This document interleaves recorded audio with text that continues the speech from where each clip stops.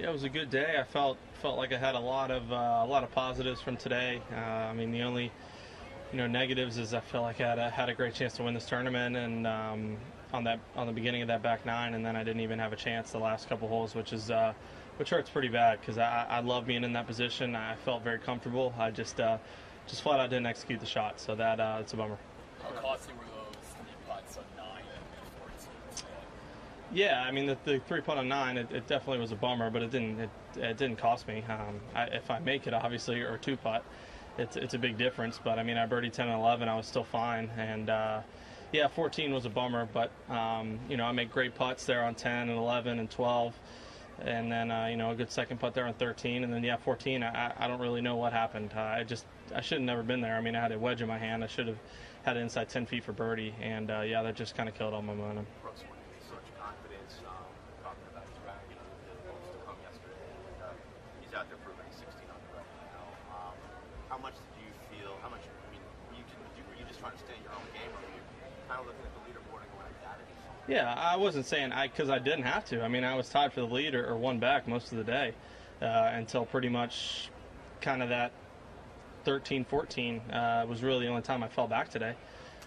Starting 4 back and then having a putt to take the lead on number 9, I couldn't have really drawn it up any better. And yeah, I had a lot of things go wrong on that putt on 9. I didn't play enough break. I hit it too hard. I had a huge strike mark on my line, and I pushed it. So it's like and then missed the short one. So it just kind of had a lot of things go wrong. But like I said, I bounced back fine, and I still had a great chance. I just didn't execute. You grew up with the whole Tiger phenomenon. What was it like to be in the middle of that today, with the place just going wild with what Tiger was doing?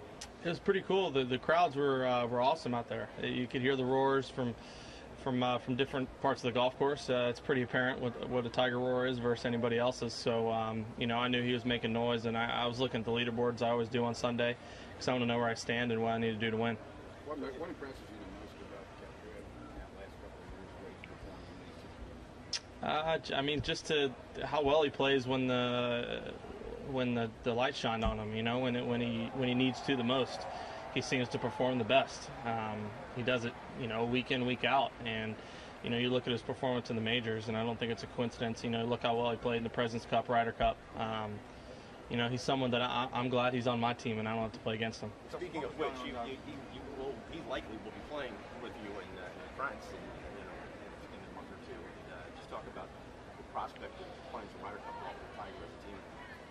Oh, yeah, I don't know. I mean, it'd be great, but yeah, I mean, he's if he's on the team, great. I really look forward to it. I mean, he's going to be on the team one way or the other, whether he's a vice captain or a player, and whichever role he is, I'm looking forward to it, and I know he is too. How does he change the whole landscape?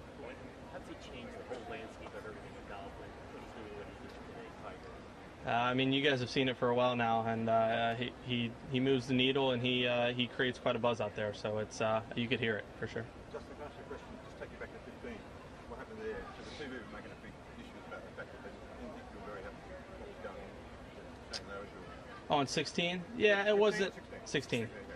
Yeah, it was. I mean, it just was. I mean, it had nothing to do with Shane. It just was the rules officials were having a hard time coming up with a ruling. They were kind of looking at each other and saying, well, what do we do? What do we do? And Shane's like, look, just tell me if I get a drop or not, kind of thing.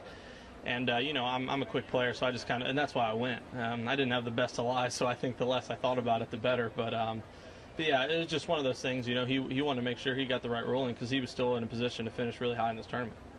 Obviously, this is the last major of the year, but it's hardly the last significant tournament. You guys have FedEx Cup coming up, and then, for the Americans and Europeans, the Ryder Cup.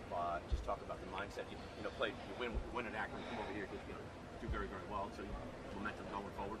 Yeah, I'm looking forward to a week off and just relaxing and getting the body and mind fresh again, but try to keep this form up because I really, really feel like I'm playing really well. The best I have in a while, and so I just need to try to continue that because this is definitely a good time of year to peak. Molinari said these were the largest crowds he'd ever seen at any tournament. Same. Would you agree with that? 100%. Thanks, guys.